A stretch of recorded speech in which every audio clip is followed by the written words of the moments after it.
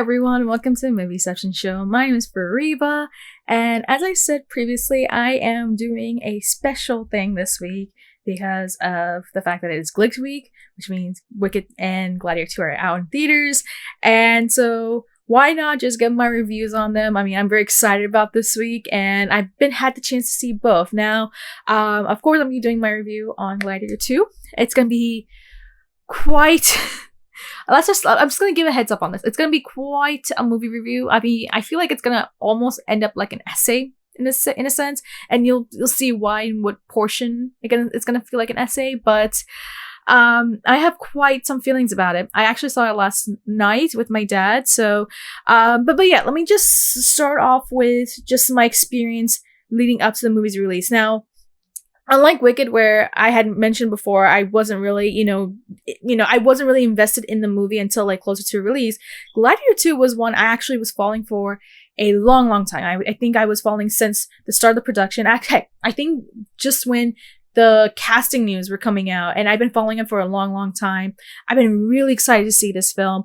It was actually one of my most anticipated movies going into this year. So, and not just that, but just the cast. The cast looks amazing. This is a sequel to the epic 2000 Oscar-winning movie Gladiator, starring Russell Crowe. And funny enough, this is a movie that my dad has been very, excited to see. I mean, I remember in the last year or so, he was like asking me about Gladiator 2, and he was like, "Oh, did the trailer came out? Blah blah blah." I'm like, "No, it's not out yet." And then when the trailer came out, I sent it to him, and he's been looking forward to seeing this movie. He wanted to see it for a long time, and yeah, we've had the chance to see it. So let's get right down into it. Now, I do want to kind of give a footnote right here that when I went to go see Gladiator 2, there was actually some technical issues at my theater when I was watching it. Like, it was fine the first hour, but then in the hour mark, there were some sound issues that were happening at my theater. Like, you can still hear the sound, but you couldn't hear any of the characters. So it seemed as though like there was like a left-right, inconsistency going on with the sound, and it just kept becoming an issue. So what ended up happening is that my dad and I just went to a different auditorium that we know that was about to play the movie as well, and then we basically watched the first hour again, and then we finally caught up, and thankfully my second screening did not have any issues. So but yeah, I just wanted to put that footnote right there. But let's get right down into it. About my personal feelings. So the big question is going to be, was I entertained? I know that's really corny, but was I entertained? Did I at least had a good time watching this movie? What I will say is that I enjoyed it. I liked it, but I did not love it. I think that's a key thing here. I did not love it. I had some expectations for this movie that I thought, given the fact that right now with Ridley Scott's track record at the moment, it's not the greatest at, considering the last 4 movies that he's done. I was hoping that really this would be like the big redemption. But I wouldn't say it's like the biggest redemption, but I will say that I enjoyed it enough that I will be talking about it. I might still give it another viewing for it. I mean, I actually do plan on giving another viewing, but there are a lot of problems with this film. And that's why I do not love it. I'm not entirely entertained to the point where it's like, oh, this is going to be in my top 3, top 5 movie.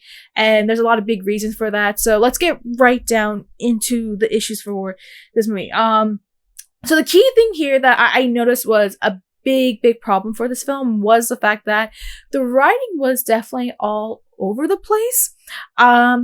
So, and I'm going to give it a bit of a warning. I will be comparing this movie to the original. So just, yeah, I mean, it's going to go into an essay kind of style, but the movie here, you can clearly tell it's a little lost in terms of where it wants to identify in terms of its storytelling. Now, of course, we know that this movie is focused on Lucius Verus, played by Paul Mescal. I mean, this is actually a recast because the original actor was Spencer Clark. It was like Spencer Clark Treat, I believe his name was. That was the original Lucius in the original movie.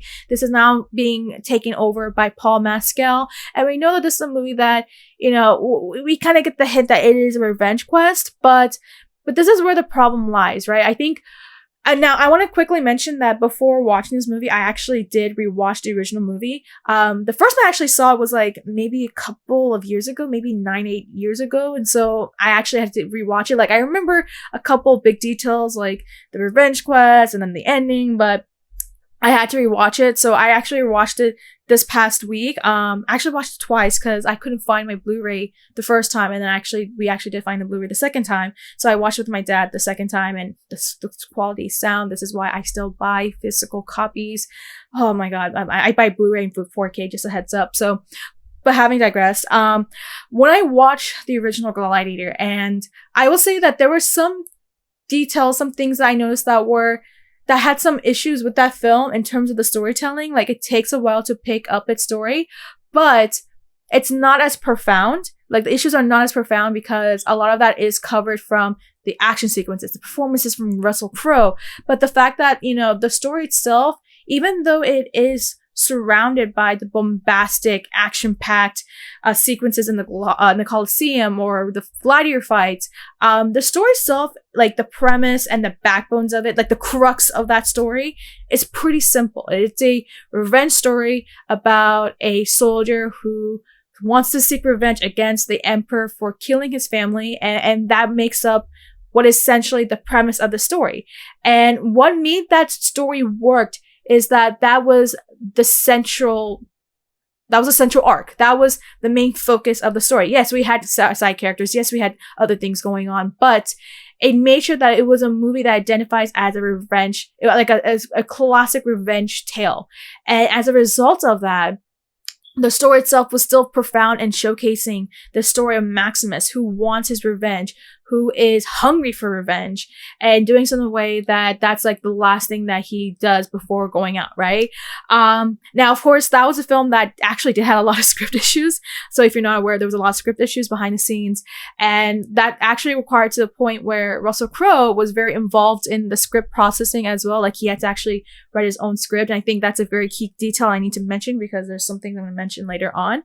But having said that, right, what made the first movie so great is that it wasn't so complicated in terms of the backbones, the outline of its story, because yes, it is very, epic in scale. It is very high octane, but it has a very simple story that it carries from beginning to end and doesn't feel like it's ever lost. Now, this is where I have the issue with this film. Yes, we're met with a character like Lucius Verus, we haven't seen in like a long time. I think it's like 16 years in between the first movie and this movie. Okay, great. But then as you progress through the first hour of the movie, you do get the sense that the actual motive, the goal, the heart of this film is really lost. Like there's so many things going on because you have other side characters having their sort of arcs, their sort of quests that's going on, that the Lucius storyline actually gets very lost in this whole mix of things that's happening in this modern day Rome, that by the time you actually do get to the end, it doesn't feel like a very satisfying conclusion, or at least not one where it's just like I come out of the theater smiling. And I think another key thing is that the first half of the movie is very style heavy. There isn't a whole lot of storytelling, a whole lot of performances going on. Yes, there are some key details that we're getting, like the fact that we learn a little bit more about Lucilla and Marcus's, relationship, and what's happening in the world at the moment, and learning a little bit about the Emperor. So we do get like the dust of details in this film, but the actual substance of the film doesn't actually come into the second half, which I will talk about a little bit. But this is essentially the big issue I had with this movie, is that the whole journey just didn't feel very cohesive. It wasn't very consistent. And I think that this is where, when you have a hero like Lucius and you want him to be the hero, it does fall a little flat. Now, I mentioned a little bit about how the second half is where we start to get the style, where we get to start getting the good, juicy bits. And I feel like the second half is what really saves this movie, because the first half I was just kind of like doozing, like, okay, well, we're seeing this, we're seeing that. I do appreciate the fact that we do get a lot of action sequences. I think this one actually outdoes what the first movie did, because I think this one maybe had like about 4 or 5 gladiator sequences, or at least 4 or 5 action sequences, whereas the first one I think had maybe about 3 or 4. But I will say that Ridley Scott does upscale the action in this movie. I mean, you're talking about baboons, you're talking about water battles, we're talking about rhinos. So he definitely does, elevate the scale of the epicness of the action, and that was definitely fun to watch. But the juicy bits does not come until the last hour of the film, and this is where I would say that I get really invested. I think that's what really kind of saves a lot of this movie, because the good stuff comes at the last hour of the movie. This is where we start to see the gaming, the scheming, the deception, the villainy, the twists and turns. I mean, this is where I was like, okay, finally, this is what I was looking for, because I mean, I was listening to a lot of reviews and I was hearing a lot of things how this movie is very magnificent, and yet I was not getting that sense until I got to that second half. That second half is what really starts to get really interesting, and that's where I was starting to get very hooked into this movie. And now, even in that sense with the second half is where we start to see a lot of the side characters really becoming big players. And so let me just get right down into performances, because I think that's a really key thing here, because the performances here, because of how the writing is done, is where we start to see some players be very profound, being some of the best players, some being some of the worst. The stuff about the writing, you can see how the writing has effect on some of the performances in this movie, because I think that's very, very key.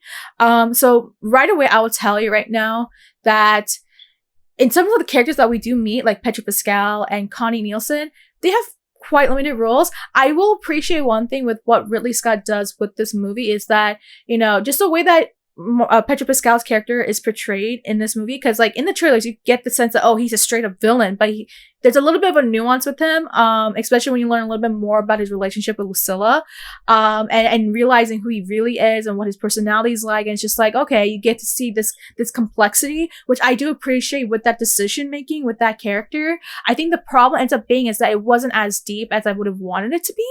I think this is a big key thing, is that a lot of the storytelling here in this movie is not as deep, that because it lacks that depth, it doesn't become as profound when you get to the end. Again, a big thing that I wanted to mention, because again, by the time I ended up finishing this movie, it's just like I didn't have that huge satisfaction, and a lot of that is because of the writing, and this is a huge effect on the characters as well. So a big one being Pedro Pascal, who I adore. I love him. He's a really great actor. I am so happy to see that he has been rising to the occasion. The fact that he's even being in the movie with Ridley Scott is like amazing, and I cannot wait to see him in Last of Us. Heck, I cannot wait to see him in Fast and Fantastic Four. But you can tell how limited his role is. Like, he really tries the best that he can to really kind of amplify this character with the limited writing that he has, and you can see where he's just very limited. He doesn't really get to do a whole lot, and the depth is very lacking to the point where it's just like, okay, well, yes, when we start to get a little bit more of an idea of who this character is, it just doesn't have a very satisfying feel about what ends up happening to some of these characters. I think the same case even hurts with Lucilla, with Connie Nielsen, who does actually come back from the original movie. She's one of the two characters who come back from the original movie. And again, similar situation. Like, she's there. We get the sense of what's going on. We get the dialogue. We get the details, but the depth is kind of missing. And that's why a lot of the events that do transpire, especially some things that happen at the end, it's just like, I don't have that emotion. I don't have that strong feeling of what happens to some of these characters that I wish I would have wanted. Again, a lot of the issues being the writing. Now, even that being the case, there are some parts of the writing that actually do benefit some of the other side characters. One being Joseph Quinn's Geta. Let me just say that he was absolutely phenomenal in this movie. I've actually known him from Stranger Things. I cannot wait to see him in Johnny Storm.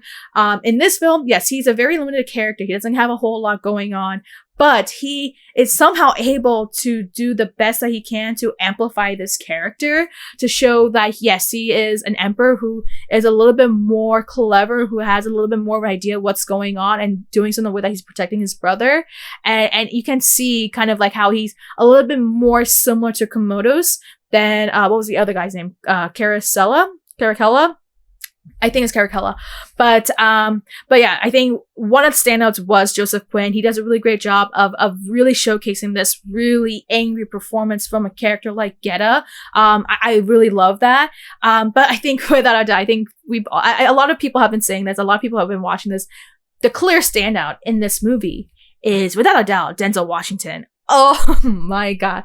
Let me just say that there's a reason why Denzel Washington is such an iconic actor the way he is. He is the talented, the most magnificent actor out there. I mean, this is a guy who really hones on his craft very seriously. And it really pays off here. I think this is where the writing really benefits him the most, because the story, once you get to that second half, that's where we start to really see who, his character really is like. And that's where we get to see Denzel Washington manifest kind of the more brutal, ruthless side. And I mean, there wasn't a moment where I was not smiling. Like, any time that I saw Denzel Washington doing any kind of plotting or scheming, I was just smiling. I was like, wow, I'm so intrigued by this. Like, I was really enjoying those bits. Those were the fun bits. And without a doubt, this is like one of his most best performances out there. I mean, clearly a best supporting actor contender. I would not be surprised right now if he is a frontrunner. Heck, I wouldn't be surprised right now if he has actually secured it, because I think right now the big competition with that category is him, Stanley Tucci, and Guy Pearce. I've not seen Brutalist. I have seen The Conclave. And if you were to tell me between Stanley Tucci and Denzel Washington, I'll be like, Denzel Washington. He freaking nailed that role. He really stole the show in that second half. I mean, it was just like mind-blowing seeing his performance in this movie. I was like, wow, he was the best thing about it. So the writing benefited him. Now, I know I haven't mentioned the one key actor in this movie, and that is Paul Mescal, because I feel like that's a whole category, the whole section that I have to dedicate to and talking about, because there's just a lot of things that I gotta talk about. There's a lot.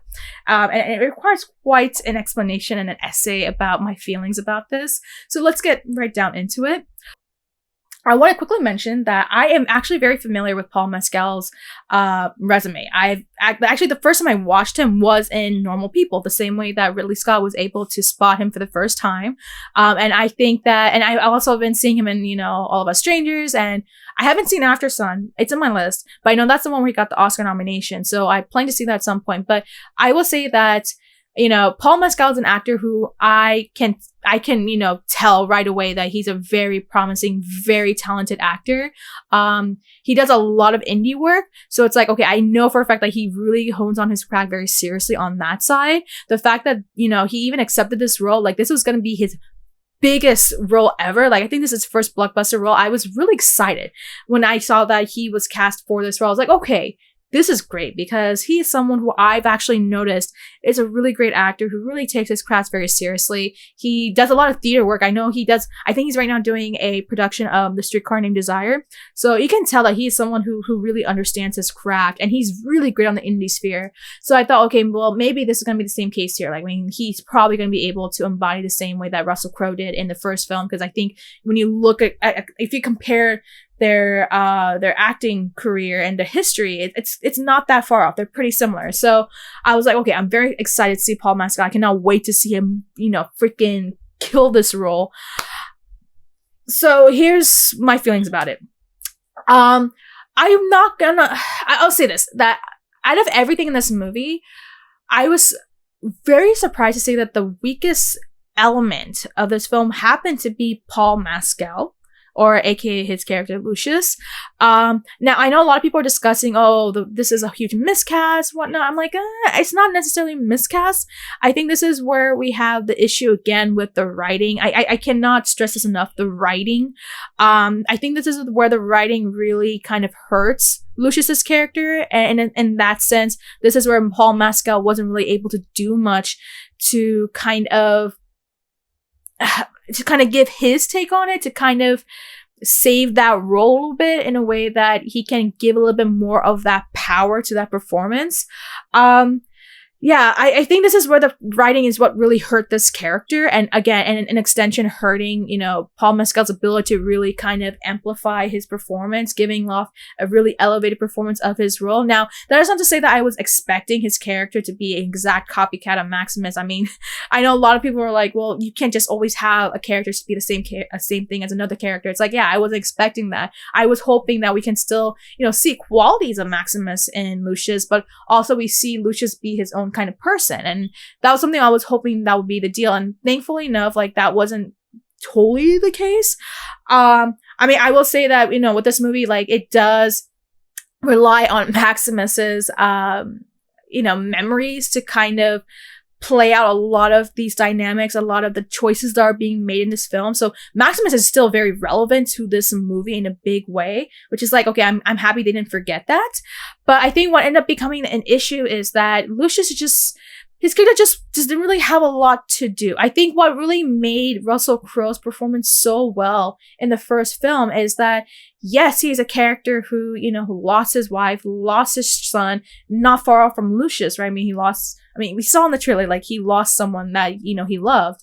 But what really made Maximus such a great character, and a lot of that credit goes to Russell Crowe, is the fact that, you know, when you watch Maximus, you can see the subtleties of the pain that he's dealing with. The fact that he lost his wife, the fact that he lost his son, how, you know, in the beginning, like, the fact that he lost them, he is already given up. He wants to, you know, he doesn't want to be in this world anymore, only to say that he now has one chance to then finally get his revenge. And that's where we start to see the power exuding from him, all of that coming from Russell Crowe. I think the key thing here is that, you know, as I mentioned before earlier, there was a lot of script issues in the first film, that I think a lot of what really made the first film work was the fact that Russell Crowe knew how to exude his character. He's the one who actually put the creative freedom and making sure that he can somehow give that personality of his character, whether it be very subtle, being very nuanced, and not having to be just a little, doesn't have to be, you know, expressive, as like very expressive in the way that we, you know, it doesn't always have to be like that. And yet what really worked is that Russell Crowe knew how to execute his character, because he had the opportunity to, you know, play around with the script, given the fact that there was all those script issues. And I think that that's what made the first movie work, was because of the fact that Russell Crowe was very involved in the creative process for his character. And that's what made that character such an iconic character that he is today. And I think this is where it becomes the issue here with Paul Mescal and his version of Lucius, because I don't think he really had a lot of that creative freedom. I mean, I know Ridley Scott is the type of director who, you know, he wants his, you know, actors to kind of have that creative decision, but I don't think in this case, I don't think Paul Mescal was able to do it in a way that Russell Crowe was able to do it. And I think as a result of that, that's what made Lucius such a flat character. Like even when we get to the second half of the film, when we start to actually get the substance of the story, where we actually get to see a little bit of Lucius, kind of talking to the crowd, talking to the people, finally kind of getting his own energy, his own kind of energy that he's able to exude in the theater. It doesn't have that charisma that I felt with Maximus, with the way that Russell Crowe was able to give his character. The charisma was lacking. The gravitas wasn't really there. Like, you can even tell that in certain scenes in the film, like when Paul Mescal was trying to deliver his lines, I wasn't feeling it. Like, I wasn't feeling as motivated and you know, and cheering for this character in the way that I did with Maximus in the first film. And a lot of that, I think, was as a result of the writing. The writing just did not support Lucius, and extension Paul Mescal. And that's why I think, you know, it's not really a miscast per se. I think it's just the writing just did not support him. And I mean, this is a case where I think the supporting characters actually did outweigh the main leading hero here, where the hero got lost and the supporting characters were the ones carrying the story. And I think that that's what became the cost of this. This is where the expense of it came. So, yeah, I was really disappointed. I mean, this is a very strong case where this is a film that really did need Russell Crowe to kind of save a lot of the writing, and he just wasn't around to do that. And I mean, now I'm thinking about it, maybe we should have had Russell Crowe in this movie. But even that being the case, if there's one thing I will say that I will give points to with Paul Mescal, is that he has a physicality. Like, you can tell he was really built for the role. He was very physically fit. So as a result of that, you can see how a lot of that helped with the action sequences that we have in this movie. Like, there were a lot more fighting. There was a little bit more choreography involved in it. And when you compare that to the first one, you can tell that, like, you know, Russell Crowe didn't really have that kind of physique.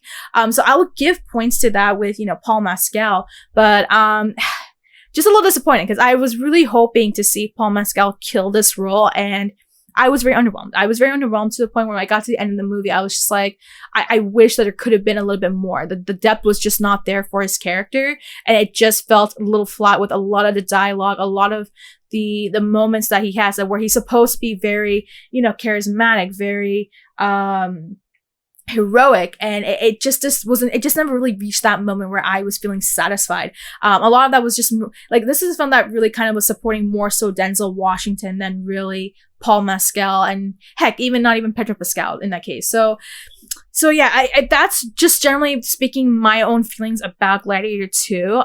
Again, that's not to say I hate it or anything like that. I still was entertained for the most part, especially when you get to that second half. Like, I'm probably just gonna watch the second half of this movie. But I know for a fact that there's going to somehow be Gladiator 3, because Ridley Scott has been talking about how he's already starting the writing process for it. So if he does end up doing Gladiator 3, and if he ends up bringing back Lucius as a main character, I mean, I do hope that, you know, that will be the film that can at least amend a lot of the big issues I saw in this film, just because there really wasn't a lot that Lucius was able to do in this film, or there wasn't really a lot about the character that made me root for him. It was just really lacking as a result of the lack of depth, the lack of good writing for that character, which is very unfortunate, because the main guy you should be, you know, giving all the, you know, the juicy bits, all the great writing for, should be your hero, and it just wasn't the case here. The supporting characters got the best bits, whereas the hero just did not. He just had to fight for himself. So yeah, that's honestly my feelings about Gladiator 2 right there. If I were to kind of give like a rating, I would say at best 3.5 out of 5. The action sequences are great. Denzel Washington, standout. I love Joseph Quinn as Geta. The second half is what really saves this movie, so I'll give it that. Again, I just wish that there could have been a little bit more dedication in terms of the depths of the characters, kind of developing a little bit more of the character development, and actually, you know, improving some of the writing that, you know, that could have at least allowed Paul Mescal to get a little bit more of like the depth of his character. So yeah, that's the unfortunate part, but yeah, that's my thoughts about Gladiator 2. I wish I could have had a lot better response for it. But that's not to say that I'm not going to watch it again. Like, again, as I said, I'm probably going to go see it again just to kind of get a second idea about it. Just maybe I might have some different feelings about the second time around. But yeah, that's all I have to say about it. I've given my thoughts about Gladiator 2. If you have actually seen the movie, what are your thoughts? Did you love it? Did you not love it? How do you feel about it in comparisons to the first film? What do you thought about the performances in the film? What do you thought about Paul Mescal as well as Denzel Washington, because he's kind of getting a lot of Oscar buzz? Do you think this is a film that deserves to be getting a lot of Oscar buzz, or do you think it's just wasn't really there? Do you think this is a redemption story? Did you think this is a movie that redeems Ridley Scott? For me personally, not necessarily. I mean, I would have expected better, but I do think it's at least better than Napoleon. I would say that it's at least better than Napoleon. But maybe you have different thoughts. And let me know if you have any other thoughts, concerns, or just about anything else you want to mention about Gladiator 2. Let me know your thoughts below. Make sure to like and subscribe.